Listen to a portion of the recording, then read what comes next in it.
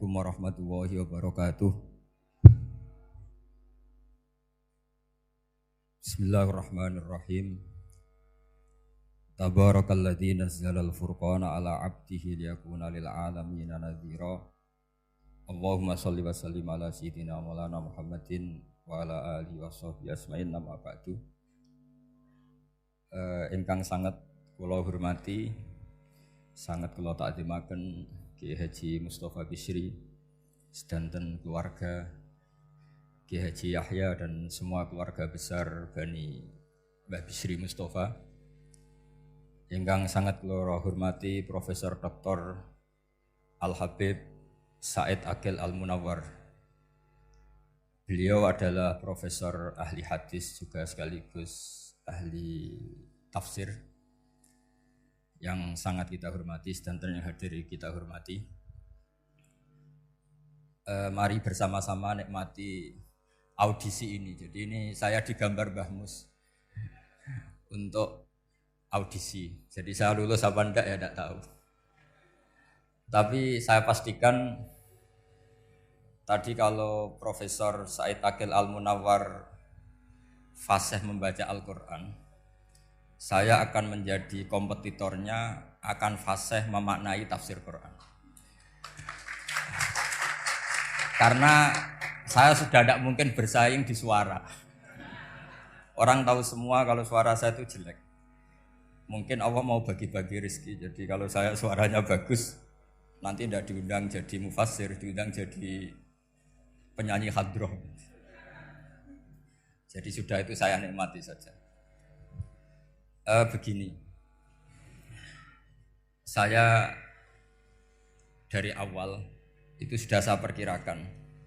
Jadi kalau nasib saya baik, itu kalau kalian tidak paham itu akan ngomong gini, wah ilmunya Gus Bak tinggi sehingga kita tidak paham. Itu kalau nasib sedang baik. Kalau nasib saya buruk, itu minim artikulatif sehingga menjelaskannya bulat. Itu pasti nggak pinter orangnya, karena menerangkan saja tidak mudah difahami. Tapi kalau nasib sedang baik, sampean yang nggak paham malah muji ilmu saya yang tinggi. Padahal kadang nggak memahamkan, memang rumusnya itu salah sehingga bulat. Tapi insya Allah nasib saya malam ini baik. Begini, saya dulu pernah berdoa berkali-kali sama Allah SWT bahwa saya ingin membaca Quran itu fasih fil makna. Fasih itu artinya jelas, runtutan logikanya jelas. Sehingga barokahnya fase itu logika Quran atau logika yang dibangun Quran itu menjadi benar-benar logika yang diterima siapa saja, termasuk diterima oleh orang kafir.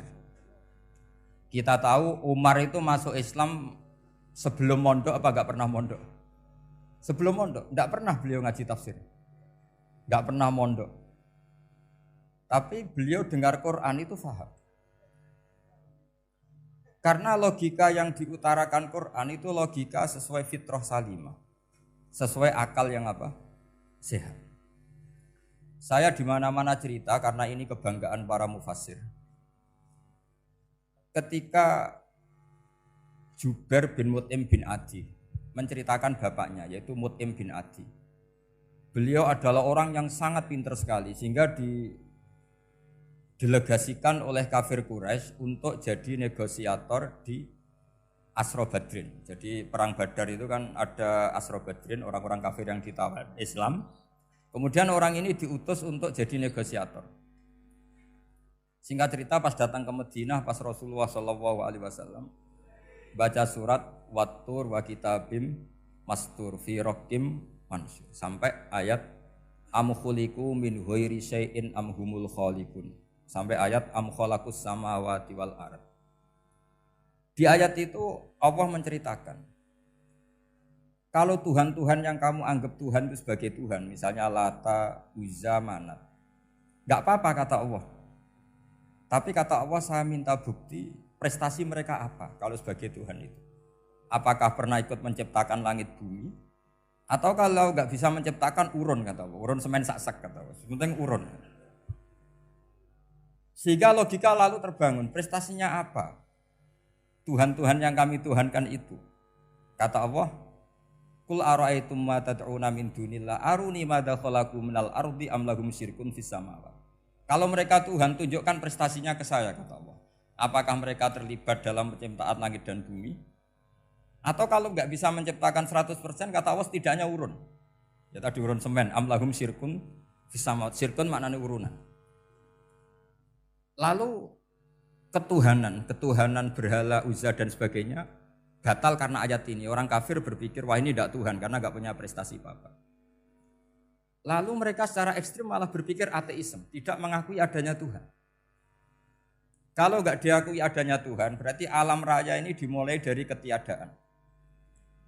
Logikanya berarti begini, hadhil maujudat khalaqahal adam. Langit yang karuan wujud, bumi yang karuan wujud, hewan-hewan yang karuan wujud, matahari, rembulan, lautan semuanya wujud. Kemudian semua maujudat ini dirumuskan khalaqahal adam, diciptakan oleh ketiadaan. Pertanyaannya adalah ma huwal junun asyaddu min hadza? Kegilaan apa yang lebih parah ketimbang ini?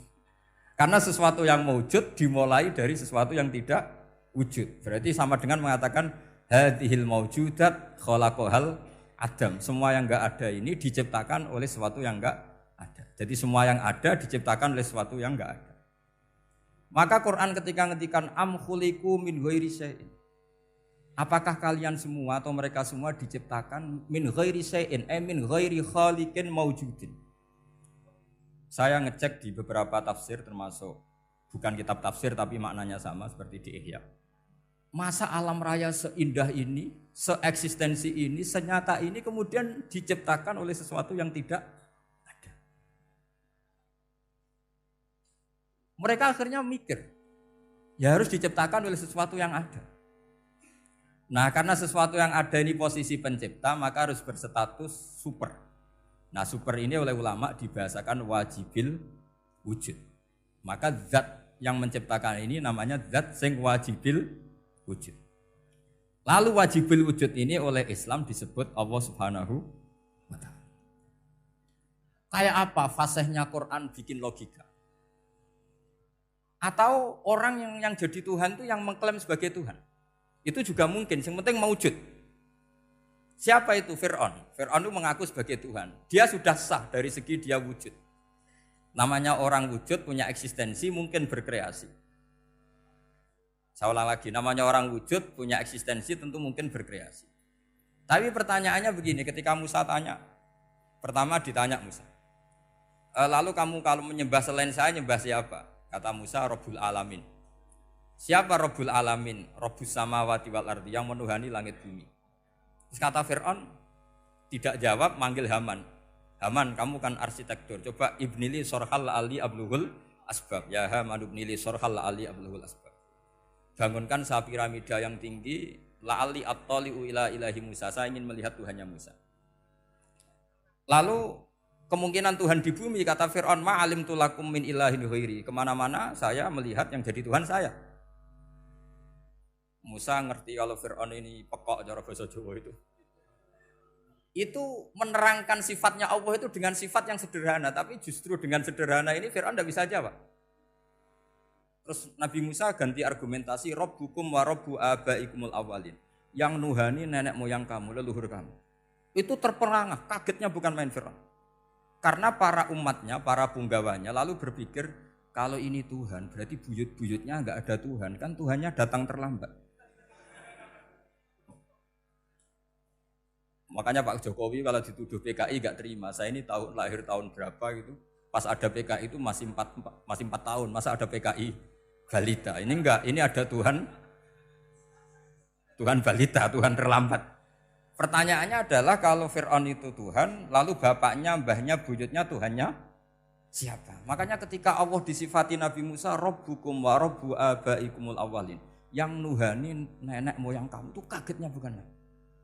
Dan semenjak itu banyak punggawa Fir'aun yang iman. Ini yang akhirnya nanti jadi waqala rajulun mu'minum min ali fir'auna yaktumu imana. Atau yang menjadi ayat wajaa rajulun min aqsal madinati yas'a. Kenapa mereka menjadi iman? Karena logika Fir'aun Tuhan itu gugur, runtuh. Bisori khil hujjah, dengan logika yang sangat transparan. Jadi ini perlu belajar tauhid. Jadi kalau sampean sudah kalah suara, jangan kalah logika.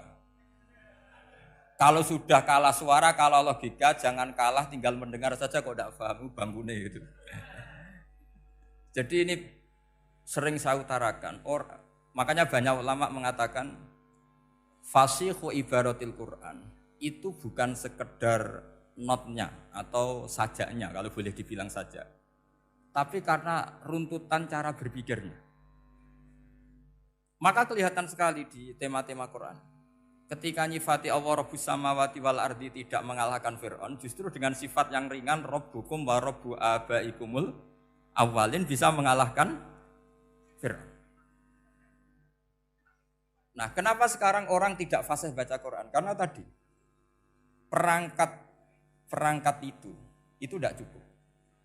Saya berkali-kali matur, juga sering matur Mbah Mus. Saya itu masih belajar Al-Ibris, Mbah Misbah, Marbawi, semua khazanah tafsir, baik yang bahasa Jawa, bahasa Melayu itu masih saya pelajari.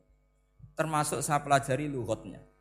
Mulai lughat yang setengah benar sampai macam-macam. Saya tadi matur sama Profesor Said Aqil Al-Munawwar. Memang bacanya harus urut Said Aqil Al-Munawwar. Karena sekali salah Said Aqil Sirat. Sebenarnya enggak apa-apa, ini sama-sama orang alim. Cuma enggak tahu nasib di publik ini, enggak tahu saya ya, macam-macam lah gitu. Namanya orang banyak. Enggak usah dijelaskan. Tapi semuanya baik. Saya pernah ketemu Pak Said Aqil Sirat itu bilang gini, Gus, orang jadi wali itu sebabnya dua. Mungkin kalau kayak jenengan banyak pecintanya, yang doakan banyak. Kalau saya banyak yang benci, wah itu ngilangi dosa gitu kan. Batinku dasar wong alim bener woy. Jadi beliau nikmati memang itu. Karena mbah-mbahnya beliau itu sama dengan mbah saya yang dari keluarga Kudus. Buyut saya itu kakaknya buyutnya Pak Said Aqil. Jadi makanya jangan pernah benci orang alim. Orang alim bulet atau kayak opo itu masih saja punya alasan.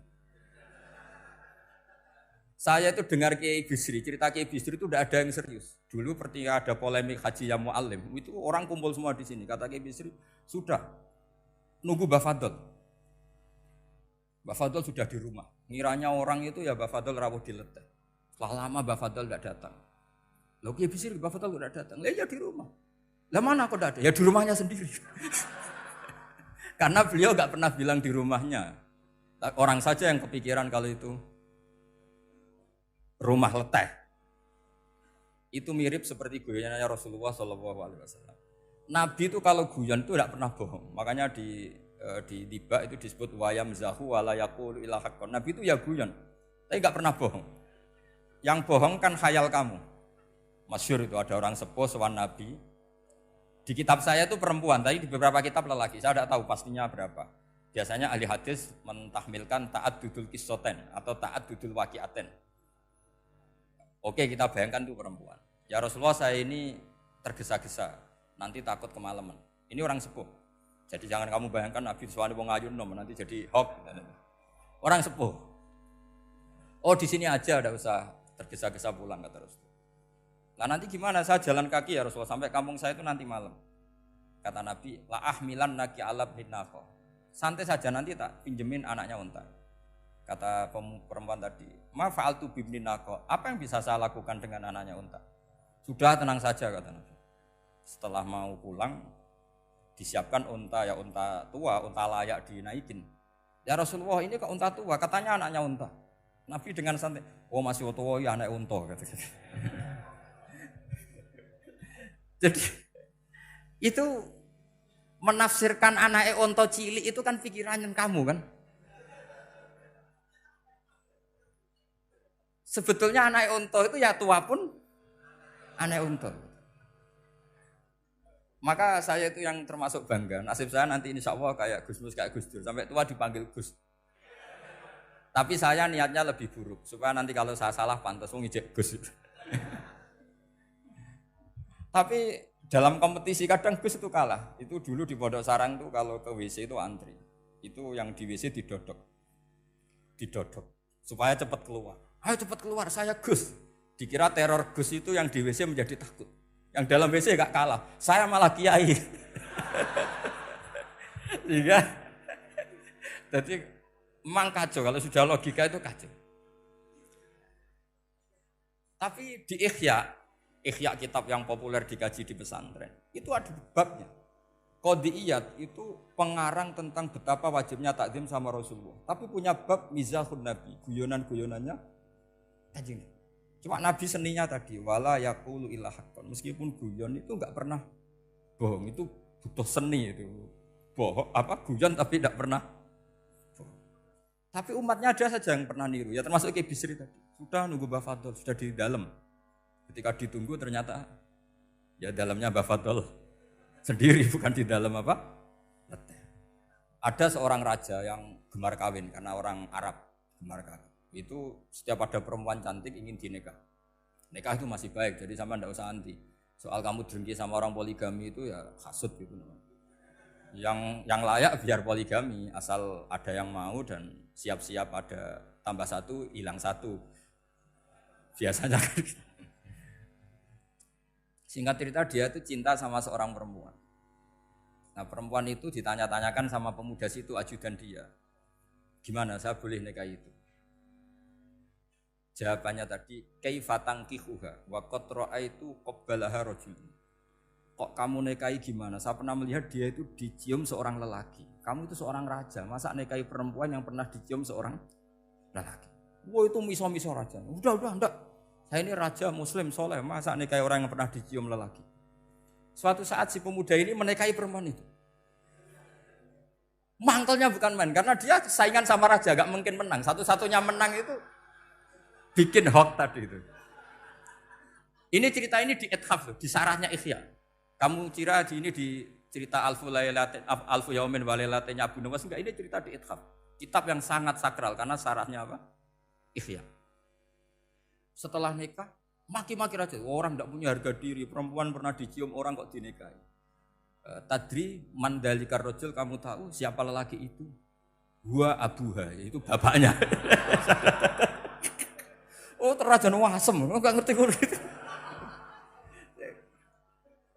Jadi apa? Kiai-kiai dulu itu rileks.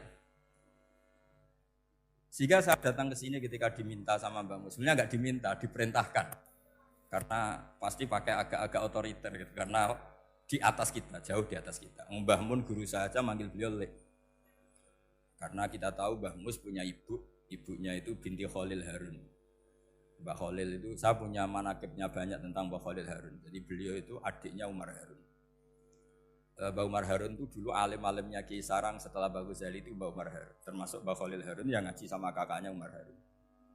Setelah beliau alim alama, singkat cerita setelah menyelesaikan pendidikan, pindah ke Kasingan itu dibawain santri oleh kakaknya namanya Umar Harun.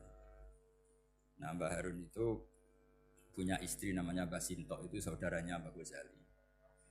Makanya Mbah Mun manggil Mbah Mus itu Lek, karena Mbah Mun ke Mbah Ghazali itu Mbah Mun Nyai Mahmudah binti Ahmad. Ahmad ini bin Su'aib. Su'aib ini juga menantunya Mbah Ghazali. Terus Mbah Ghazali, berarti Mbah Mun dari Mbah Ghazali generasi kelima.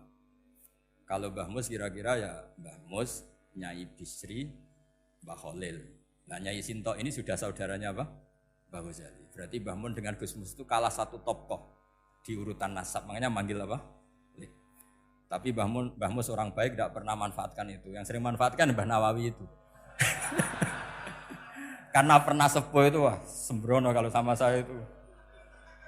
Saya di mana-mana itu digosipkan murid beliau. Ya saya ikhlas saja, itu satu-satunya harga diri Mbah Nawawi, ya saya ikhlas.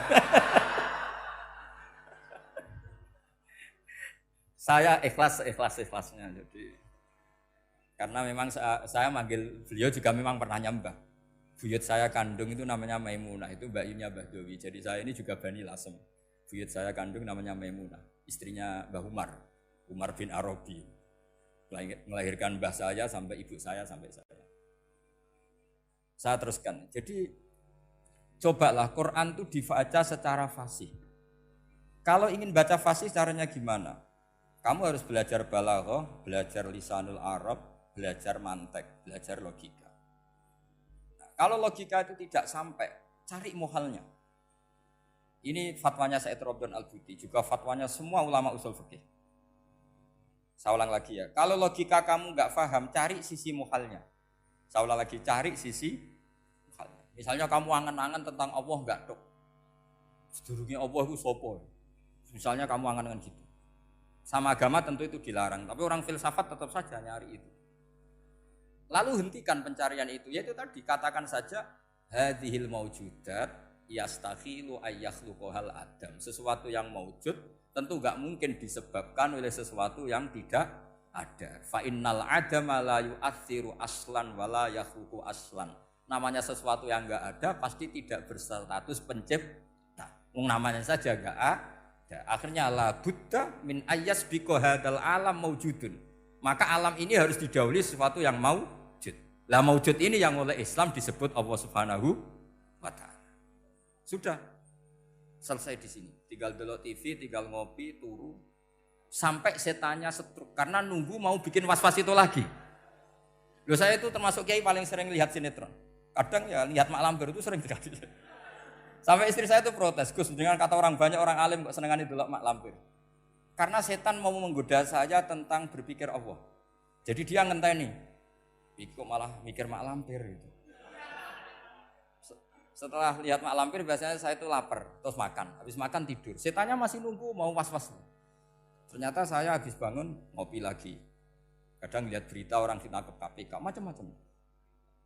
Ini penting saya utarakan supaya setan itu tidak menang. Jadi ciri utama setan itu kata Rasulullah SAW, setan ini goda umatku, hadhil jibal khalaqaha Allah, hadhil ardo khalaqaha Allah, hadhil bihar khalaqaha Allah, faman khalaqaha Allah. Itu makanya banyak orang jurusan filsafat keblinger karena tanya Allah itu siapa. Kata Rasulullah, jika sampai ini maka kamu harus berhenti. Lo berhenti tanpa dialihkan ke yang lain kan susah. Tinggal aja lihat dulu sinetron. Ya paling gampang ya Mak Lampir, kan ada takut-takutnya sedikit. Karena kalau lihat sinetron anak-anak milenial itu kalau ada artis cantik sampai nangis. Karena istri kamu tidak seperti itu. Jadi ini trik ya. Trik supaya melihat TV tapi tidak nyesal. Makanya saya milihnya Anggreng Darmo, Mak Lampir. Ya saya nggak mikir maknanya, butuhnya setan ben mangkol itu. Karena ngenteni saya mikir itu ternyata tidak mikir itu lagi. Jadi makom saya itu beda, sama-sama lihat sinetron. Mungkin saya jadi wali karena lihat sinetron. Mungkin ya. Makanya banyak wali itu gak bisa diduga. Banyak orang jadi wali itu justru karena makan. Justru karena melakukan hal-hal yang cara orang banyak itu salah. Itu Abu Yazid Al-Bustami itu pernah tanya sama Allah. Kamu gak usah bayangkan caranya tanya gimana. Enggak wali ya enggak tok. Sudah enggak usah tanya itu. Tanya gini, ya Allah, orang sesergep saya dalam ibadah sedekat ini sama jenengan. Lalu saingan saya dekat jenengan masuk surga itu siapa? Sama Allah ditunjukkan orang yang tidur, itu tidur yang. Ya teman kamu yang tidur di kamar. Enggak terima Bu ya, ini gimana kok bisa setingkat saya orang yang tidak tidur itu. Yang saya ibadah terus istighfar terus. Tapi jawabannya Allah nih. Woe ibadah terus itu mergo wedi aku. Jadi kan nganggep aku itu rodok-rodok jahat gitu. Iki tuh ratu mergo yakin aku apian, mulane ditinggal turu. Jadi sampean jangan tiru makom saya ketika tidur. Itu punya kelas khusus. Tapi jangan tiru, ini cerita saja, sampean ndak harus niru. Karena sampean kalau niru itu harus ada Abu Yazidnya. Abu Yazid sudah enggak ada. Tapi itu ilmu. Ilmu yang cocok enggak cocok harus kita kaji. Saya tadi jagungan sama beliau, sama Profesor Said Akil Al-Munawar. Beliau cerita sebetulnya sekolahan saya itu tentang usul fikih, tapi terkenal saya Profesor Tafsir. Tapi saya suka ilmu usul fikih, meskipun korbannya ya banyak. Biasanya orang jadi liberal gara-gara ya usul fikih. Sebenarnya nggak perlu dipikir lah itu macam-macam. Begini, dalam usul fikih yang mainstream itu kan ada hukum wajib, haram, ya makruh, terus macam-macam lah. Termasuk ada mubah. Mubah itu boleh dilakukan, boleh ditinggalkan. Dalam ilmu usul fikih sebetulnya definisi mubah boleh dilakukan, boleh ditinggalkan itu salah. Karena begini, setiap Anda melakukan sesuatu yang mubah, pasti di saat itu meninggalkan sesuatu yang haram. Saya ulang lagi ya. Itsma min mubahin illa wa yatahaqqaqu bihi tarku haramimma. Semua teks di Lubul Usul seperti itu. Memang saya hafalkan karena ini cara saya jadi wali yang mudah murah. Itsma min mubahin illa wa yatahaqqaqu bihi tarku haramimma. Fayatahaqqaqu bisukun tarkul qatli wa bisukut tarkul qadzaf. Terus beliau membuat sekian contoh. Hukum mubah itu kata ulama yang lain kan boleh dilakukan, boleh ditinggal. Itu tidak benar. Mubah itu ya wajib. Karena setiap kita melakukan mubah, maka saat itu berarti kita meninggalkan barang haram. Coba orang tidur itu artinya apa? Tidak zina, tidak maling, tidak selingkuh, tidak mabuk. Sampean di pondok nikmati jagongan, rokokan, ngopi. Artinya nikmati rokok, nikmati kopi. Tidak menikmati tontonan di bar. Makanya kita berharap malaikat itu belajar usul fikih sehingga ketika kita rokok di pondok dilihat hada taroka melihat bar, wahada taroka melihat dangdutan, wahada. Jangan sampai malaikat bilang gini, dasar kere rakra delok. Itu repot kalau sampai bergerak gitu. Nah, kalau mubah itu artinya tarkul haram. Tarkul haram itu wajib apa sunat? Wajib kan? Berarti setiap orang melakukan mubah, hakikatnya melakukan wajib. Dan itu artinya dapat pahala. Salah sampean ngajine ra khatam, dadi nglakoni mubah ku mengira tetep mubah. Maka berbahagialah orang yang ngajinya khatam. Makanya setahu saya kiai-kiai Mbah Mun ya sering guyon. Setahu saya Mbah Mun kalau ketemu Mbah Mun ya guyon terus. Guyonnya ini adalah wa minal qutbi kata Imam Ghazali. Qutbu hadaddin al-istildad bil mubahat. Poros agama ini pada akhirnya adalah nikmati sesuatu yang dibolehkan Allah Subhanahu.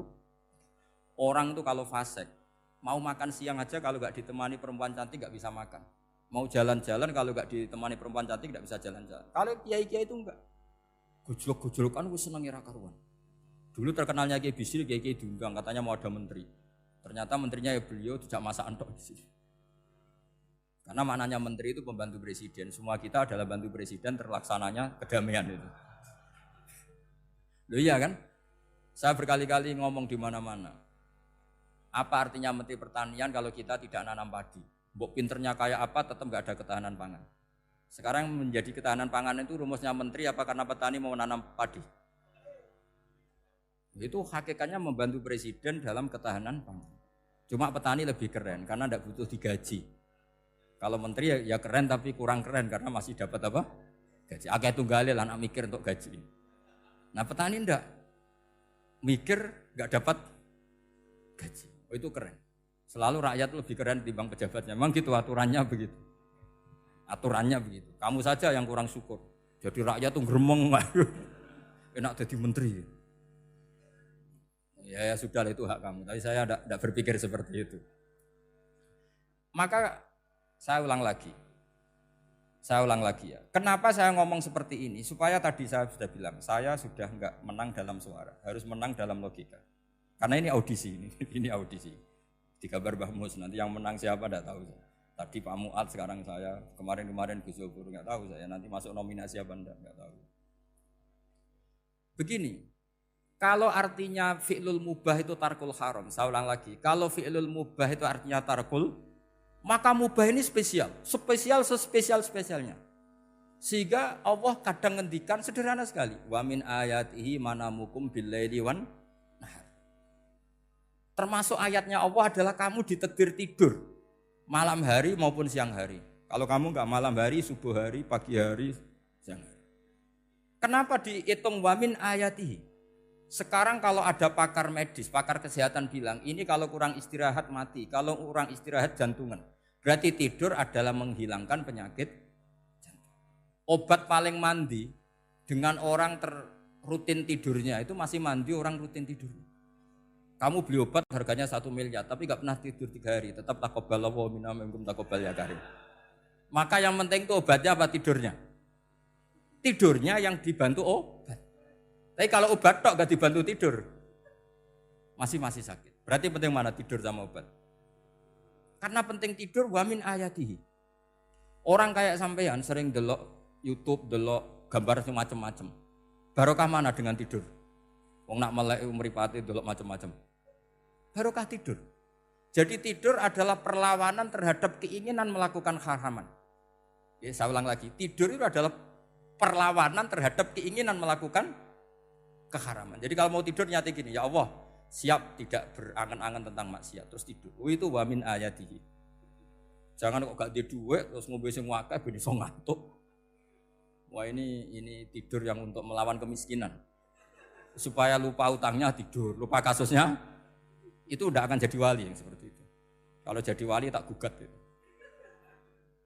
Nah, sehingga karena mubah itu tarkul haram, Allah itu sering menghitung ibadah yang super itu halal mubah. Misalnya Allah ngendikan kulu washrobu, kamu harus makan. Sekarang gini, jaga kesehatan itu wajib enggak? Wajib. Kalau saya tidak sehat tidak bisa ngaji di sini. Apalagi Mbah Mus kalau nggak sehat ditunggu orang se-Indonesia fatwanya. Dan di antara cara sehat kamu harus makan. Kalau nggak makan sakit. Lalu makan dengan posisi menyehatkan orang yang bisa fatwa, bisa mulang, bisa macam-macam. Posisi ini super apa tidak super? Super. Maka Allah kadang sederhana ngendikan ibadah itu kulu wasrobu jong kowe yo mangan yo.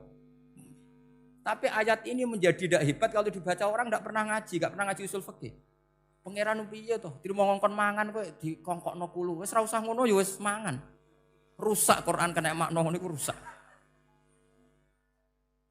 Kamu tahu superiornya ayat kulu wasrobu kalau belajar fa inna fi'lal mubah berarti tarkul haram karena saat melakukan mubah artinya tarkul haram. Dan tarkul haram itu penting. Sekarang gini, merusak diri sendiri haram apa enggak? Haram. Untuk supaya tidak rusak kamu harus makan. Berarti makan wajib apa sunat?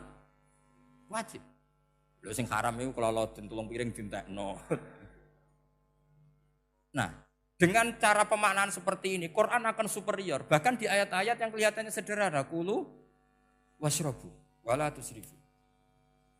Ketika Nabi Musa dimenangkan mengalahkan Fir'aun, itu Allah firman pertama gitu. Kamu harus makan mimma razaqnakum.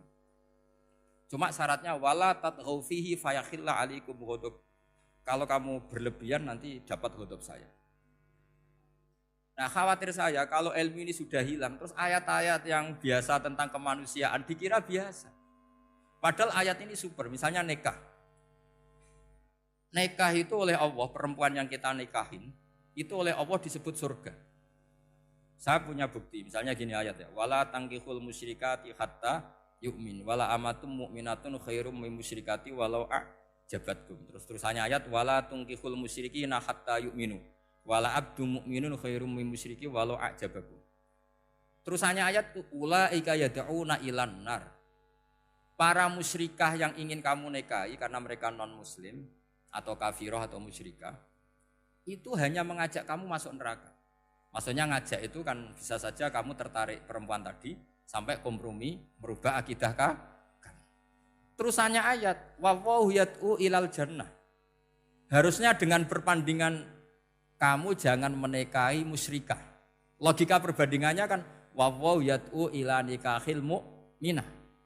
Saya ulang lagi, harusnya muqabalahnya kan wallahu yad'u ila nikahil mu'minah. Allah mengajak kamu supaya menikahi mu'minah. Tapi kata mukminah sama Allah diganti wallahu yad'u ilal jannah.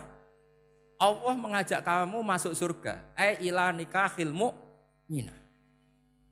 Artinya gini, setiap kamu hubungan intim sama istri kamu itu adalah menjadi kamu tidak zina. Jadi kalau kamu tidak zina, barokahnya istri kamu ini penopang kamu masuk surga.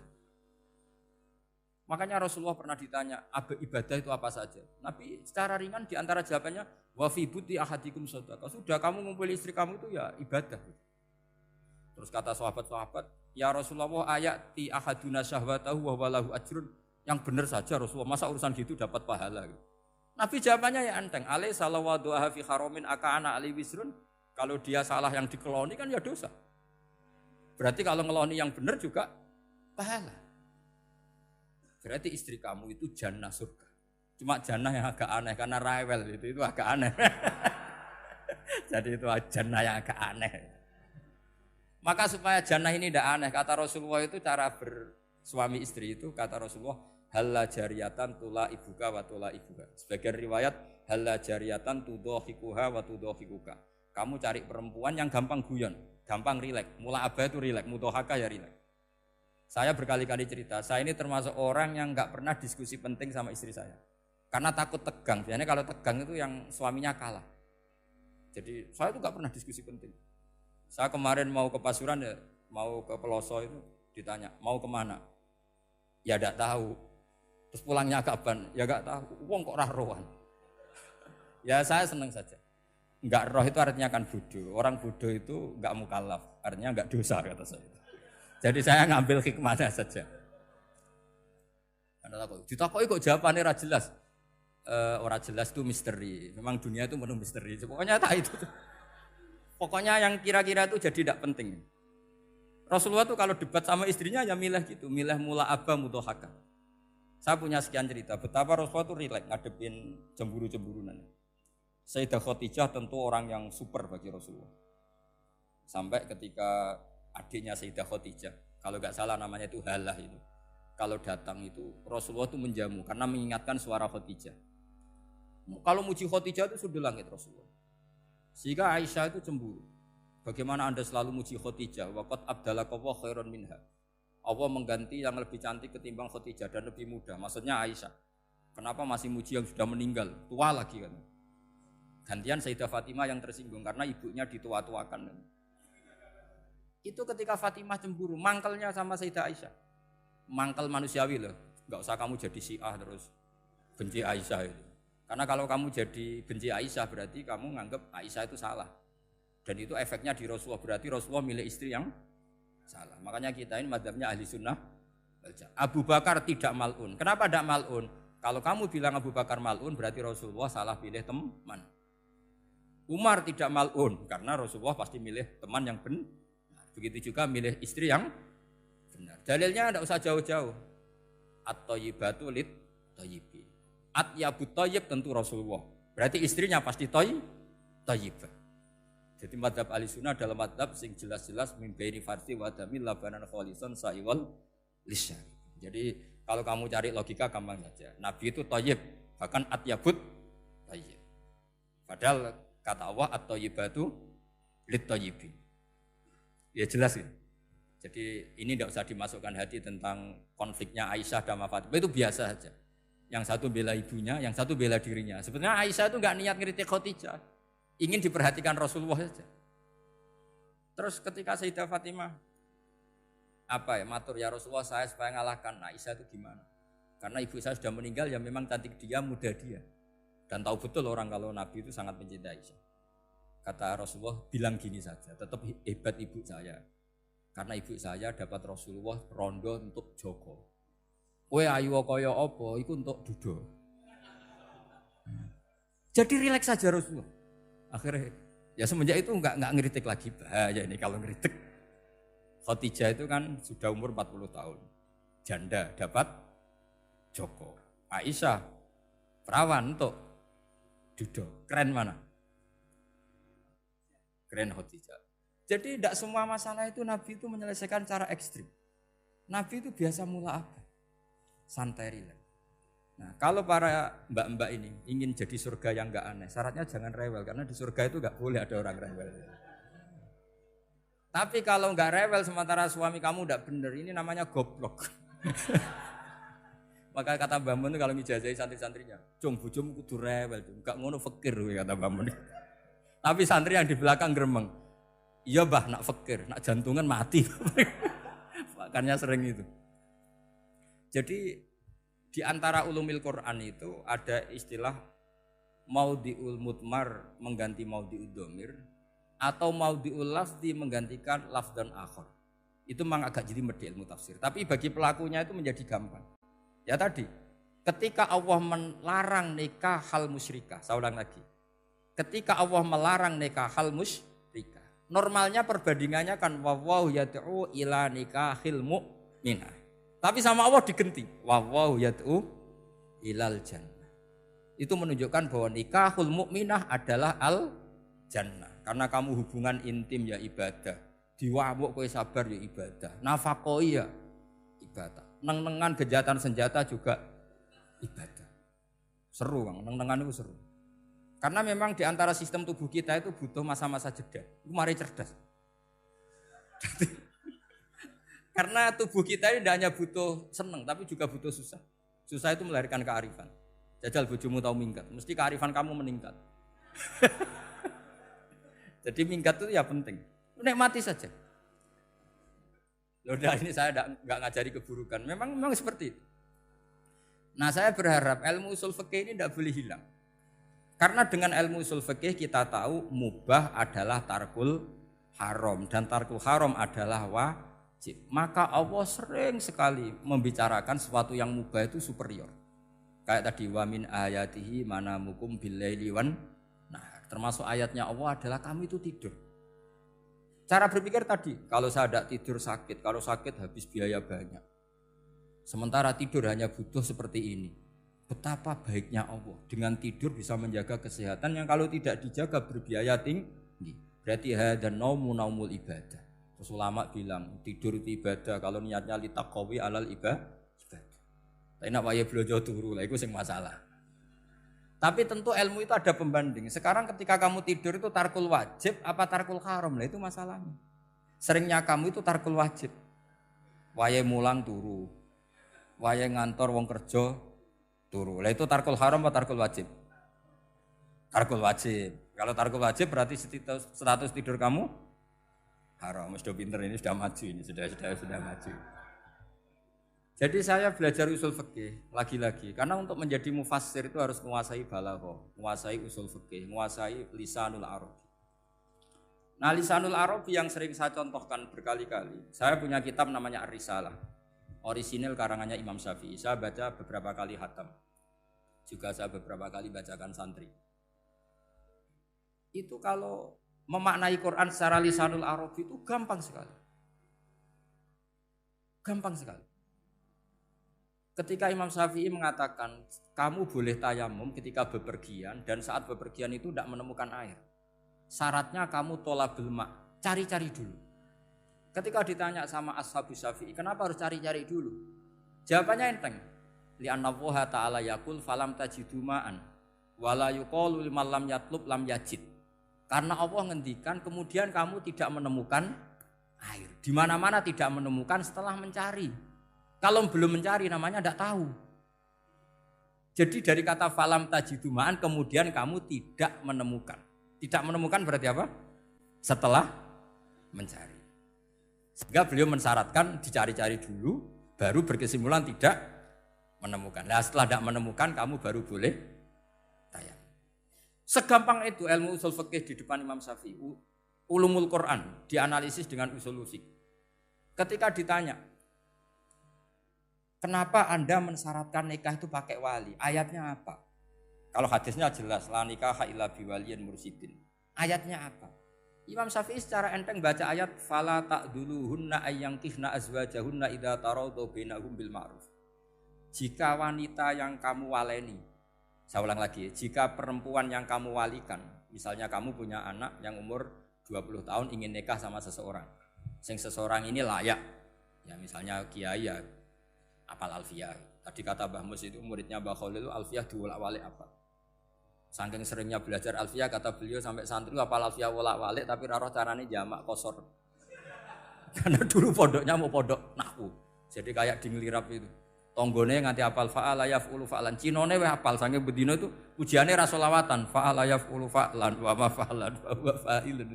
Jadi pondok ya macam-macam. Itu saya tadi sampai mana itu? Tentang apa? Wali nikah tadi. Di bab fikih, saya ulang lagi di bab fikih. Itu kata Allah, jika perempuan yang kamu walikan itu ingin nikah, fala ta'duluhunna, jangan kamu larang. Kata Imam Syafi'i, kalau seorang wali tidak punya hak mewalikan, maka larangan jangan menghalangi itu tidak ada gunanya. Misalnya gini, Zaid itu tidak punya utang saya ulang lagi, Zaid tidak punya utang saya. Memang ini ilmu logika, Zaid tidak punya utang saya. Terus sampean bilang ke saya gini, Gus Bah, Zaid ojo tageh. Itu omongannya wong aneh apa enggak? Aneh kan? Tapi kalau Zaid punya utang saya 1 juta, terus kamu menasihati saya, Gus Zaid ojo tageh. Benar apa enggak? Wali itu punya hak melarang. Saya ulang lagi, wali berarti punya hak melarang putrinya tidak nikah. Sehingga diperintahkan Allah, kamu jangan pernah melarang. Berarti punya hak melarang. Kayak tadi, Gus ojo tageh, berarti aku dia hak nageh. Misalnya otoritas bandara ATR, pesawat Boeing sekian-sekian Lion bolehkan landing di sini. Karena operatornya punya hak melarang. Juga punya hak mengizinkan. Tapi kalau orang lain kamu bilangin, pesawat Lion nggak boleh landing di Semarang. Orang lain yang nggak terkait dengan otoritas itu. Aneh nggak omongan itu? Aneh. Kalau wali dilarang menghalangi perempuan ingin nikah harus memberi izin maksudnya. Maka berarti wali punya hak menikahkan. Paham yang saya maksud? Makanya Imam Syafi'i mensyaratkan seorang perempuan yang nikah harus pakai wali.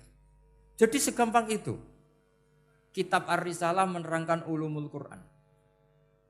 Dan dalam banyak hal ulama dulu itu, makanya saya tadi berjanji karena Quran itu bisa kamu baca fase, kamu dengerin suara enak ya enak. Kamu dengerin logika yang enak ya enak. Jangan sampai kamu udah dua-duanya. Suaranya sudah ada enak, logikanya enggak enak, itu kacau namanya. Ketika Imam Syafi'i ditanya, bagaimana hukumnya uzubah? Uzubah itu enggak nikah. Padahal ada hadis faman rohiba an sunnati falesa. Kata Imam Syafi'i ya enggak apa-apa. Kenapa? Fa inna wa ta'ala dzakara 'abdan sholihan wa qala wa sayyida wa hasura wa nabiyya minas sholihin. Allah menyebut nabi yang soleh dan di antara nabi yang soleh itu ada yang berstatus hasur. Hasur itu tidak ada keinginan sama perempuan. Akhirnya tidak nikah. Berarti tidak nikah itu boleh karena ada nabi yang tidak nikah. Segampang itu dulu. Saya punya kitab, saya ini baru gencar-gencarnya kampanye kitab Syajaratul Ma'arif. Karena memang kitab itu bagus, menurut saya simpel dalam memahami Quran. Jadi anggap saja ini bentuk penghormatan saya sama Ki Bisri yang sudah mengkhidmai, mengenalkan ulumul Quran lewat tafsir Al-Ibris. Yang Ki Misbah punya tafsir Al-Iqlin. Memang dua beliau itu kalau yang satu ngarang terjemah Alfiyah, yang satu yang ngarang satu. Ini dua kutub yang berbeda, yang satu sangat rileks, yang satu sangat seperti itu. Enggak usah diterjemah nanti jadi repot. Itu ulumul Quran yang ditulis Syajaratul Ma'arif itu gampang sekali. Misalnya begini, beliau bikin judul Babun Nafil Ibad Bikullil Bilad. Bab seseorang harus manfaat kapan saja dia berada. Itu terus beliau qala ta'ala wa ja'alani mubarakan ainama kuntu. Ciri utama para nabi itu ngendikan wa ja'alani mubarakan ainama kuntu. Saya dijadikan di mana-mana itu berkah. Jadi seseorang hidup harus di mana-mana manfaat. Terus ketika beliau ngendikan babun la yutrakul haqqu li ajril batil, bahwa kebenaran tidak boleh ditinggalkan hanya karena ada banyak kebatilan. Beliau terus ngendikan inna sofal marwata min sya'airillah faman hajjal baita wa atamara fala junaha alai ajat tawafa bihima. Jadi di sofa itu ada berhala namanya Isaf, di Marwah ada berhala namanya Nailah, atau sebaliknya pokoknya Isaf dan Nailah. Terus sahabat kalau mau sa'i itu merasa dosa karena harus melewati berhala-berhala itu. Sehingga mereka tanya, ya Rasulullah, saya ini tetap tawaf enggak? Padahal di tempat-tempat itu ada berhala. Terus kata Allah, tetap tawaf. Nah, tetap tawaf ini artinya apa? Melakukan barang hak meskipun di situ banyak kebatilan. Itu manhajnya para orang-orang alim kita. Mbah Mun, Mbah Mus itu ya berkawan sama orang yang macam-macam. Kamu enggak usah ngeritik. Itu fikihnya sudah kelas tinggi. Fikihnya tuh la yutrakul haqqu li ajlil batil. Saya di mana-mana cerita. Saya punya kitab namanya Khilyatul Auliya wa Tabaqatul Asfiya. Itu syarat kamu kalau daftar wali harus punya kitab itu.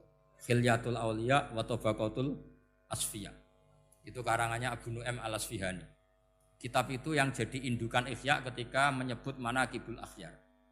Kita tahu Ihya kalau bab tasawuf mengikuti Kutil Qulub yang dikalang Abu Thalib Al-Makki. Kalau fikih tentu beliau mengikuti Imam Haromen gurunya, yaitu kitab Nihayatul Matlab fi Dirayatil Madhab. Kalau manaqibul akhyar beliau mengikuti kitab Khilyatul Auliya. Dan ngikuti itu penting kalau dalam tradisi kiai. Enggak boleh seorang kiai kok mikir sendiri, namanya mustakil. Kalau mustakil itu mubtadi', bikin tatanan baru dalam agama. Justru ulama itu harus niru sebelumnya karena sanad itu harus musalsal, enggak boleh. Imam Syafi'i bilang haram terus kamu bilang halal. Terus murid kamu bilang makruh. Terus muridnya kamu, ya pokoknya khilaful aula, enggak boleh gaya-gayanan gitu. Kalau di kampus plagiat itu dilarang, kalau di pondok itu wajib.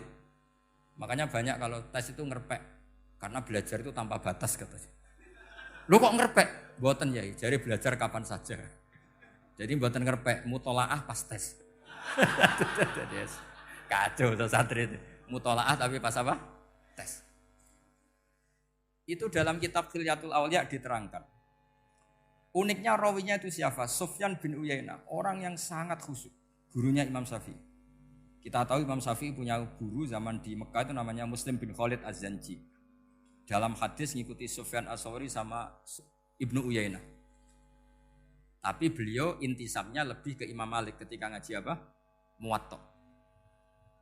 Terus beliau punya guru usul fikih namanya Muhammad bin Hasan Asy-Syaibani.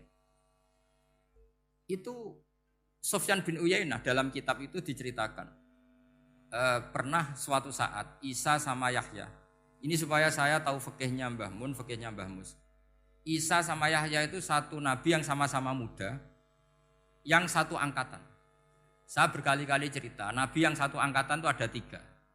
Tapi yang 2 ini enggak level, yaitu Ibrahim dan Lut. Tapi enggak level karena Lut itu adalah pernah keponakan siapa? Ibrahim. Musa dan Harun, tapi Harun itu enggak levelnya Musa karena dia jadi nabi berdasar proposal Nabi Musa. Jadi Nabi Musa itu alsak, agak pelak. Sehingga beliau kalau menjelaskan kesulitan, terus pakai jubir. Makanya kemarin-kemarin itu ada wali yang kalau ngomong pakai apa? Jubir. Akhirnya Nabi Musa ngendikan apa? Waj'alli waziran min ahli Haruna akhi usdud bihi azri wa asyrikhu fi amri. Ya Allah, saya ini lisannya agak pati fasih. Tolong Harun sing huwa afsahu minni lisanan. Yang lisannya lebih fasih tolong jadikan nabi. Sama Allah dituruti, Harun jadi apa? Nabi. Tapi yang dapat wahyu Musa, jadi dia hanya jubir. Makanya seangkatan tapi tidak level. Yang seangkatan level itu hanya Yahya dan Isa. Nabi Isa kita tahu berstatus wa yukallimun nasa fil mahdi wa kahla. Jadi mulai kecil sudah pinter. Nabi Yahya ya enggak kalah keren. Ya Yahya khudil kitab bi quwwah wa atainal hukma sabiyah. Ketika kecil sudah pintar. Jadi ini rivalitas dalam ilmu. Makanya khilaf itu penting. Jangan gontok-gontokan, berarti ratau ngaji. Khilaf itu penting. Nabi Yahya itu kalau jalan-jalan sampai Nabi Isa, itu yang Nabi Yahya mesti tanya, Aina khiyarun nas, rumahnya orang baik mana? Saya mau nginep di situ. Mesti tanya gitu kalau di satu perkampungan yang beliau-beliau sedang jalan-jalan. Tapi kalau Nabi Isa tanyanya aneh.